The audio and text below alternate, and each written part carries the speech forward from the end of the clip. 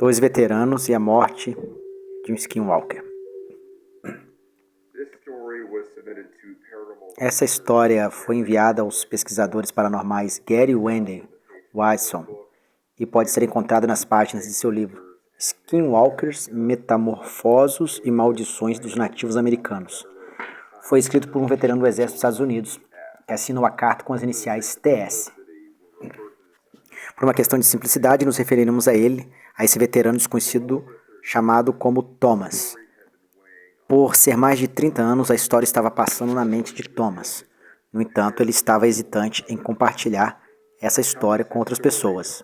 A história de Thomas, apesar de sua formação militar e serviço na Guerra do Vietnã, estava longe do que você esperaria ouvir de alguém com sua experiência de combate. Na verdade, a história tem nada a ver com o Vietnã, mas os ferimentos que ele sofreu durante a guerra foram um catalisador para sua experiência com os Walkers. Quando Thomas viu o apelo aberto de Gary Wendy para seus seguidores compartilhassem seus próprios encontros com o Skinwalker, ele sentiu que poderia finalmente compartilhar sua história bizarra com alguém que iria, sinceramente, ouvi-la.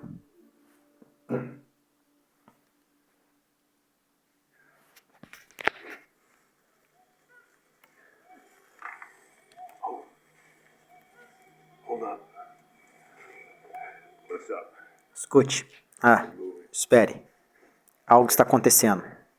Estamos aí perto do rio. Tudo bem. Estamos armados. Vamos dar uma olhada. A série de eventos que levaram ao encontro de Thomas na década de 1970 começariam durante sua missão no exterior, para o Vietnã. De acordo com Thomas, que sentiu que ainda tinha a obrigação de não divulgar quaisquer detalhes específicos de sua unidade militar, estava naquela época implantada em uma missão secreta. Considerando o cronograma, é possível que Thomas estivesse servindo ao lado de outras forças de operações especiais nas selvas ou Camboja durante o conflito no Vietnã, mas novamente os detalhes específicos de seu serviço foram omitidos. O que sabemos é que quando operava em um país não revelado, sua equipe foi atingida por algum tipo de ataque com armas químicas por forças inimigas. Thomas, felizmente, sobreviveria, mas não sem ferimentos graves em seus pulmões, e ficaram com cicatrizes permanentes após serem extraídos. Ele foi levado às pressas para o hospital mais próximo, onde passou o mês seguinte em tratamento. Mas como os cuidados disponíveis eram insuficientes, o exército interrompeu o destacamento de Thomas, enviando a vários outros homens feridos de volta aos Estados Unidos para receber mais cuidados médicos especializados. Thomas retornaria ao seu estado natal, Indiana, desfrutando de algum descanso e recuperação muito necessários entre os numerosos tratamentos hospitalares que estava lentamente começando a curar seus pulmões. Cerca de 5 anos depois, Thomas foi convidado a participar de um ensaio médico experimental baseado em Deming, Novo México, juntamente com outros 16 homens que sofriam de condições semelhantes, e não tinha nada a perder. Thomas aceitou de bom grado a oferta. Assim que chegou ao centro de tratamento, Thomas começou a conhecer os outros 16 pacientes que também participariam de muitos procedimentos experimentais e cronogramas e programas de exercício nas semanas seguintes. Para sua surpresa, dentro do grupo de homens, um rosto familiar chamou a atenção de Thomas. Era seu amigo e velho companheiro de exército, Dave Long Glass. Os dois homens sorriram e bateram nas costas um do outro, e imediatamente deram um ao outro um grande abraço de urso. Durante seu tempo de serviço, Thomas disse a Dave que foram inseparáveis, servindo juntos na mesma unidade por 8 anos, incluindo 2 missões no exterior. Foi durante o segundo que a dupla foi atingida pelo ataque químico, com ambos sofrendo danos nos pulmões. Não se viam desde que o exército enviou os dois de volta para casa, para tratamento. Thomas para a Indiana e Dave para o país Navajo, no Novo México, lutando juntos em uma guerra que preencheram muitas lacunas, com Thomas sendo branco e Dave sendo um navajo.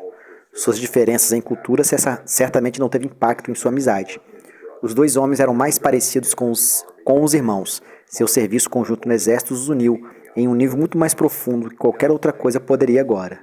Encontramos a um ou outro em ambiente desconhecido. Era reconfortante saber que eles teriam mais uma vez o contato um dos outros, e eles começaram este novo contato.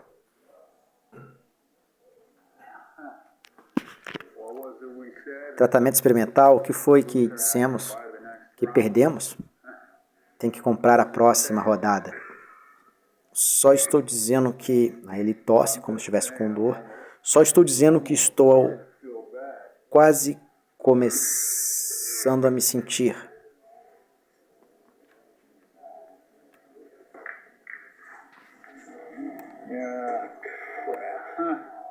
Sim, bem. Você limpou todo mundo na mesa de jogo, mas parece que finalmente posso ter a vantagem. Talvez eu possa finalmente ganhar meu dinheiro de volta. Sim, obrigado novamente. Acho que aqueles contra-cheques que vocês perderam para dar entrada na minha casa são uma pena. Parece que passo mais tempo no hospital. Cara, os tempos de peso são uma loucura. Nem sei por que nos trouxeram de volta para cá. Mas, ei, Tom, estou feliz que você esteja aqui. Toda essa coisa de tratamento, miséria, empresa, certo? Você contra o VA. Por algum motivo, sinto que teremos mais sorte contra os inimigos. Tudo bem, sou um homem de palavra. Vamos beber outra cerveja. Para mim. Para mim, obrigado. Ei, Rick. Você é o cara. Você está sentado perto de mim. Entre seus períodos de tratamento e programas de exercícios leves, Thomas e Dave ficaram com bastante tempo disponível, com suas noites livres e 5 anos de tempo perdido para colocar em dia. Eles passaram pelos bares, salões locais de sinuca, seu tempo no exército e tudo mais que aconteceu desde que se separaram. Foi durante um desses passeios noturnos que eles encontraram Rick, um antigo amigo de escola de Dave, e um colega navajo, que trabalhava em uma concessionária de automóveis local. Todos três se tornaram amigos rapidamente. Rick tornou-se uma presença constante nas excursões noturnas dos dois homens. Os homens se unindo, tomando cervejas e alguns jogos de sinuca. No entanto, durante uma noite de festa particularmente pesada, o comportamento otimista típico de Rick foi substituído por algo mais retraído e pensativo, como se tivesse algo pesado em sua mente. Embora não tivesse certeza de como expressá-lo, depois de muito estímulo de Thomas e Dave, Rick olhou fervorosamente ao redor do bar antes de dizer calmamente aos dois homens para segui-lo fora. Os dois soldados, por mais de um pouco embriagados, agora ansiosos, seguiram, completamente alheio ao rumo muito bizarro que a noite estava prestes a tomar. Uma vez lá fora e claramente querendo estar fora do alcance da voz de todos, dentro do bar, Rick olhou para seus dois amigos e apresentou-lhes um olhar intrigante, embora oportunidade incomum em algum lugar, no árido deserto do Novo México. Naquela noite teria uma reunião, e iria acontecer uma reunião de homens, que Rick apenas se referia como metamorfos. Sóbrio o suficiente para reconhecer que isso era uma coisa bastante estranha de se falar, Thomas disse que permaneceu silencioso, sem ter certeza do que fazer com toda a interação com as propostas bizarras de Rick. Ele sentiu que Dave, no entanto, estava realmente animado com a perspectiva de participar de uma dessas reuniões ritualísticas. Ele começou a falar em voz baixa sobre como seus parentes falariam sobre bruxas metamorfoses, envolvidas em várias formas de magia negra, embora claramente ciente de que o assunto era um tabu na cultura navajo, Dave sentiu-se muito mais solto depois de alguns drinks e não pôde deixar de submeter a sua própria curiosidade em relação a esse lado mais sombrio da história de seu povo. Com o entusiasmo coletivo de ambos, Dave e Rick, incitando-o a Thomas, logo ele concordou em se juntar aos homens para participar desse misterioso encontro, mas ainda um pouco mais apreensivo. Afinal, enquanto Rick e Dave eram distintamente indígenas em sua aparência física, o mesmo não poderia ser definido para Thomas. Rick riu-se, assegurando-se que todos os outros homens presentes provavelmente estariam muito mais bêbados do que estavam. Isso combinado com a cobertura da escuridão e a citação de Thomas, entre aspas, características sombrias o suficiente. Rick disse que seria o suficiente para fazer Thomas passar por um deles. Então todos os três concordaram para apertar a mão de Rick. E Rick então ficou sério por um momento e fez os dois homens jurarem solenemente que nunca revelariam os detalhes do que estavam prestes a testemunhar. Depois que Thomas e Dave concordaram em entrar na caminhonete de Rick e partir para a extensão árida do Novo México naquela noite.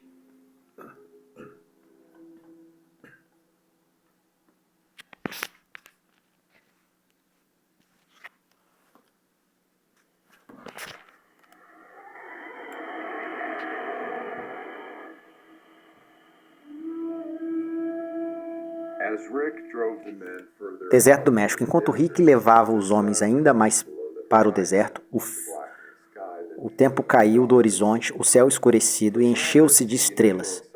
Para Thomas, a excitação inicial de que ele sentiu no bar havia se dissipado um pouco. Ele agora estava ansioso. O que exatamente tinha acontecido com os dois homens para se meterem nesse tipo de configuração estranha? Onde eles realmente estavam indo se encontrar com alguma liga secreta de bruxas Navajo que mudavam de forma? O que era quase certamente estranho demais para ser verdade. Mas se não, então quem ou que eles estavam indo encontrar? Um bando de homens estranhos no deserto, tão mergulhados na garrafa que se convenceram de habilidades mágicas? Não ajudou o fato de o próprio Rick ter ficado estranhamente silencioso nos últimos quilômetros. Seus olhos agora estavam noturnos e permanecendo fixos na estrada à frente, que estava banhada pelos faróis do caminhão. Thomas pegou uma garrafa de uísque que Rick mantinha no caminhão. Para conter sua crescente sensação de desconforto, ele tomou alguns goles e pareceu ajudar depois do que deve ter sido uma viagem de pelo menos 30 metros no meio do nada. Estava pavimentada, em que eles estavam uma trilha de terra, não parecia muito desgastada, como se quase nunca fossem conduzidos. Havia um brilho vermelho opaco ao longe, uma fogueira. Thomas sabia que eles ainda deviam estar se aproximando. A uma curta distância da fogueira, Rick foi sinalizando por um dos membros do grupo secreto, segurando uma lanterna. Rick então parou seu caminhão ao lado de vários outros veículos, em uma espécie de área de estacionamento. Depois de sair do veículo, Rick, Dave e Thomas começaram a caminhar em direção à fogueira próxima, antes de ser abordado pelo mesmo homem navajo, com a lanterna. Thomas não pôde deixar de notar que o homem estava armado e segurando uma espingarda, enquanto iluminava seus rostos com uma lanterna. Reconhecendo Rick, ele acenou com a cabeça e disse aos homens para prosseguirem em direção ao fogo. Após uma breve caminhada, o trio chegou ao encontro de um grupo considerável de homens navajo, cercando a fogueira, todos bebendo, conversando e rindo entre si. Não era totalmente diferente de tudo que os dois soldados haviam experimentado durante as reuniões, que os deixou um pouco mais à vontade num ambiente desconhecido. Até que dois outros homens navajos, ambos armados, se aproximaram de Dave e Thomas e começaram a fazer uma série de perguntas. Quem eram eles e como eles conheciam Rick? O que estavam fazendo lá? Thomas e Dave responderam honestamente, o que pareceu satisfazer os homens, que então permitiram que eles ocupassem seu lugar ao redor do fogo, depois de emitir um aviso. Depois de dar um aviso final, se alguns deles revelasse algo que estava prestes a ver para alguém que não estivesse reunido em torno das chamas, eles teriam uma morte dolorosa. Thomas e Dave olhou para eles em silêncio, esperando pela piada. Mas apesar da atmosfera de festa acontecendo ao redor deles, os rostos desses dois homens navajos estavam mortalmente sérios. Por mais que eles tivessem visto muitas bandeiras vermelhas, Thomas disse que isso realmente fez os dois ainda mais curiosos. Eles concordaram com os termos e foram se juntar aos outros. Mas nada poderia tê-los preparado para o que eles então iriam testemunhar. A bebedeira que eu estava utilizando certamente nublou meus sentidos, mas a cerimônia parecia ser bem regida, com certos cantos, e as palavras foram ditas pelo anfitrião e rapidamente repetidas pelos presentes. Então isso se deve ter sido uma ocorrência regular. Obviamente, seguindo um regime pré-planejado, Rick foi chamado pelo moderador e entrou no centro do círculo. Uma espécie de concha feita do que parecia ser pele de animal, costurada em uma vestimenta, foi colocada em volta de seus ombros. Então ele dançou ao redor do círculo, cantando palavras que não conseguia entender. Rick havia explicado que os guardiões tradicionais do mundo espiritual da sua tribo eram bruxas chamadas de Yoshi, que, desde então, eu pesquisei para ver se elas são tanto bruxas malvadas quanto protetoras. Achei difícil de entender como as pessoas que devem comparecer a essas cerimônias podem aceitar ou compreender todo o significado e misticismo contido em todos os cantos e danças. Bem no meio da maior parte do canto de todos os participantes, Rick, através de algum tipo de pólvora, no grande fogo que explodiu em uma enorme nuvem de fumaça, e de repente havia uma grande criatura de mais de 2,10 metros parada ali, que parecia um louva-a-Deus gigante, coberto com penas e com uma cara de lobo. E Rick havia desaparecido. Dave e eu nos entreolhamos com mandíbulas bem abertas, em total perplexidade. Nenhum de nós conseguia falar. Ficamos sentados por vários minutos, observando essa criatura dançando descontroladamente ao som de tambores sendo tocados, ritmo pelos participantes. E a fera magricela chegou perto de cada pessoa ao redor do círculo. Nem Dave, nem eu pudemos ver qualquer semelhança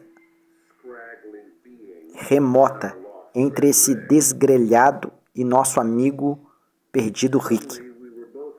De repente, fomos ambos novamente atacados por uma enorme explosão de fumaça que sufocou completamente cada um de nós.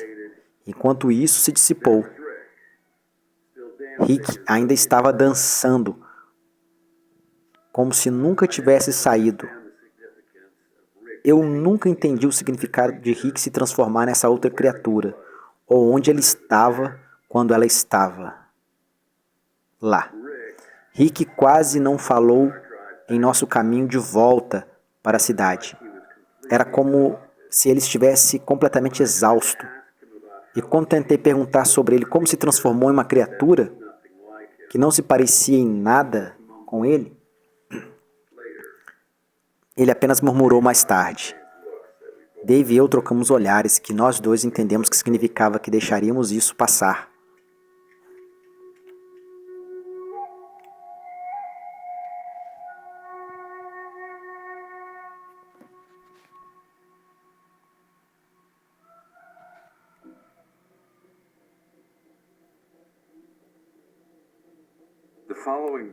Agora, no dia seguinte, suas cabeças ainda giravam com uma combinação de toda a bebida e o testemunho de eventos literais sobrenaturais. Dave e Thomas se encontraram. Não há outra palavra para isso. Perplexos. Certamente não ajudou, por mais que tentasse. Rick estava se mostrando difícil para controlar aquele dia. Não conseguiram encontrá-lo sentado em um restaurante local. Os dois homens relataram os acontecimentos da noite anterior, perguntando se talvez o que viram foi apenas o resultado de ter bebido demais, ou algum tipo de alucinação compartilhada, ou talvez eles colocaram algo em nossas bebidas. Mas por mais que tentasse racionalizar o que viram, simplesmente não conseguiram entender. Thomas, em particular, disse que se viu no escuro, completamente desconhecido, dessas bruxas que mudam de forma.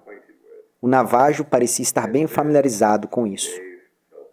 Dave ficou quieto, certificando-se de que ninguém estava ao alcance da voz, antes de responder a Thomas em voz baixa. Bem baixa, o que eles encontraram na noite passada. Ele disse que era uma entidade conhecida como Skinwalker. De acordo com Dave, Skinwalker veio ganhar destaque na cultura Navajo não muito depois de os espanhóis terem chegado às Américas, empurrando o norte para o México, durante o início de 1500. A fim de completar seus muitos esforços de trabalho, bandos de soldados espanhóis foram despachados para os desertos que hoje é o sul dos Estados Unidos. O objetivo era invadir vários assentamentos indígenas, sequestrando seus homens, mulheres e crianças, para servirem como escravos nos setores em expansão controlados pelos espanhóis nas Américas. Dave explicou que para defender os povos nativos do deserto, nomeadamente os navajos, os deuses concederam às bruxas e seres espirituais selecionados um incrível presente sobrenatural, a capacidade de mudar sua forma humana para quase qualquer animal em seu ambiente, como pássaros, veados, coiotes ou lobos. Com suas estranhas habilidades de mudança de forma, essas bruxas seriam capazes de se infiltrar nos acampamentos espanhóis e observar os movimentos das tropas completamente sem serem detectados. Depois de coletar informações dos Skinwalkers, retornariam às suas aldeias, dando ao seu povo bastante aviso prévio sobre ataques futuros ou aqueles ataques de escravos. O papel de um Skinwalker na defesa do povo navajo não se limitava ao reconhecimento. No entanto, enquanto em sua forma animal, as bruxas podiam atacar e matar como bem entendesse, rasgando seus inimigos com suas garras e dentes afiados, como qualquer outro predador sedento de sangue. Ao longo de muitos anos, a ameaça apresentada pelo traficante de escravos espanhóis começou o Ayan, o povo navajo, pelo menos por enquanto, mais de uma vez vivendo em relativa segurança. No entanto, as bruxas escolhidas para carregar essas habilidades de mudança de forma permaneceram sem um inimigo para lutar. Eles começaram a se voltar contra as pessoas que deveriam defender.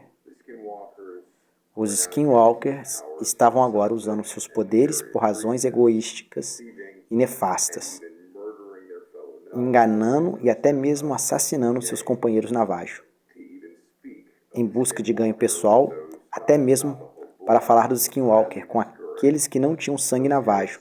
Era altamente desencorajado, por medo de espalhar a influência assassina da bruxa, além do alcance do deserto.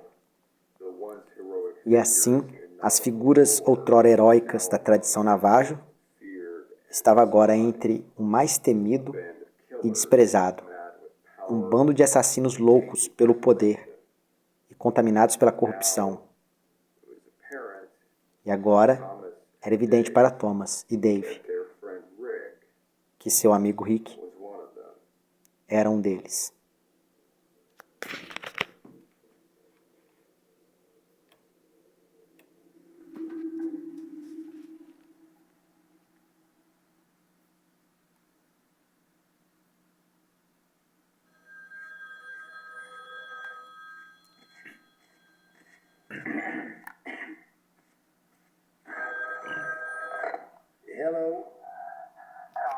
Olá, Tom. O que está acontecendo, irmão? Cara, eu não sei o que fazer. O que aconteceu, cara? O que aconteceu? Ok, vai devagar, vai devagar. Não sei se é isso, é ruim. O que está acontecendo, cara? É o Rick. Nós o encontramos. É o Rick. Cara, e o que é ele? Ele está morto, cara. O Rick está morto. Está tudo bem, tudo bem. Ah, não. Estou indo. Estou indo.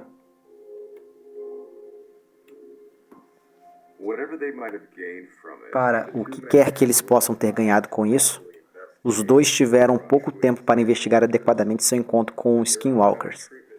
Seu próximo cronograma de tratamento para seus pulmões danificados os levaria a ocupar durante maior parte das próximas 2 semanas, deixando-os pouco tempo para qualquer outra coisa. Mas isso não seria o fim de sua história bizarra. Cerca de 1 semana antes do término do tratamento experimental, Thomas recebeu uma ligação de Dave, que parecia frenético. Era sobre Rick. Depois de vários dias tentando entrar em contato com Rick, Thomas e Dave finalmente descobriu onde ele estava. Seu corpo estava gravemente mutilado e foi encontrado em uma vala rasa, à beira da estrada, a cerca de 6,4 quilômetros da cidade. Com base no estado de seu cadáver danificado, parecia que Rick havia sido atropelado por um veículo que se aproximava. Um acidente de atropelamento. Enquanto Dave continuava a expor os detalhes em torno da morte de Rick, Thomas começou a perceber que havia algo estranho em sua morte. No trecho da estrada onde Rick foi encontrado, era frequentemente percorrido por motoristas e patrulhas policiais. Se alguém tivesse sido atropelado por um veículo que se aproximava, então certamente teria sido relatado por motoristas que passavam, mesmo que o culpado fugisse do local. No entanto, nada sobre um homem sendo atropelado por um carro foi relatado nos dias que antecederam a descoberta do corpo de Rick. O que foi reportado e verificado por 2 outros motoristas foi um cervo sendo atropelado e morto por um carro que passava. Respondendo ao local do incidente, um patrulheiro conseguiu localizar o corpo do cervo, arrastando-o para fora da estrada e depois rolando para a ravina, que corria ao lado dele.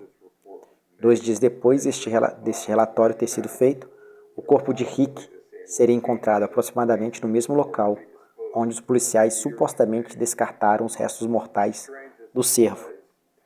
Estranho, pois era Thomas. Não pôde deixar de se perguntar se aquele cervo era na verdade Rick. Seu corpo de alguma forma mudou depois que ele morreu, em forma de animal. Apesar da insistência de Thomas, Dave estava farto e se recusou terminantemente a aprofundar o incidente. Se Dave não tivesse previamente convencido sobre o sobrenatural poderes desses seres, ele certamente tinha agora, e sob o código Navajo, ele não queria chamar a atenção deles discutindo um assunto. Que Thomas pensou sobre isso e também concordou em abandoná-lo e deixar o assunto de lado.